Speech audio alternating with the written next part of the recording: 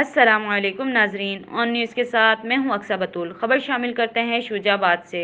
راؤ شکیل شوجہ آباد حکومت اور انتظامی افسران کی عدم دلچسپی، شہر کی تمام پختہ سڑکیں ٹوٹ پھوٹ کا شکار، جگہ جگہ گھرے پڑ گئے، عوام ذہنی اذیت کا شکار۔ عوامی اور شہری حلقوں کا ارباب اقتدار و اختیار کے خلاف شدید احتجاج۔ تفصیلات کے مطابق شوجہ آباد عبداللہ چوک سے شوجہ آباد ریلوے پھاٹک روڈ عرصہ دراز سے ہولناک گھروں میں تبدیل ہو چکا ہے، لیکن مگر متعدد بار حکومتی وعدوں کے باوجود اس سڑک کی تعمیر پر توجہ نہیں دی جا رہی ہے۔ جلال پور روڈ، ریلوے روڈ، غلہ منڈی روڈ، لودھنا روڈ، بستی ملوک روڈ سمیت دیگر سڑکوں کی حالت بھی انتہائی شکستہ ہو چکی ہے۔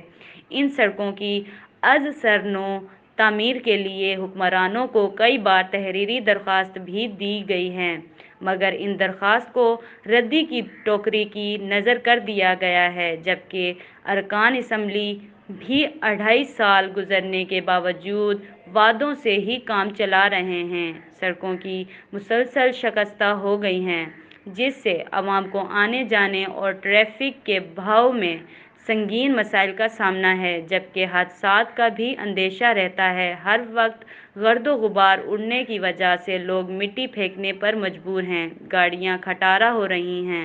انتظامیہ نے بھی لوگوں کو مسائل کے رحم و کرم پر چھوڑ دیا ہے۔ شہریوں نے حکومت MNA خان ابراہیم خان سے شہر کی تمام سڑکوں کی از سر نو تعمیر کا مطالبہ کیا ہے۔ رپورٹ کرتے ہیں رپورٹر راؤ شکیل، آن نیوز، شوجہ آباد۔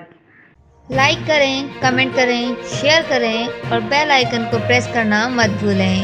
دیکھتے رہیے آن نیوز۔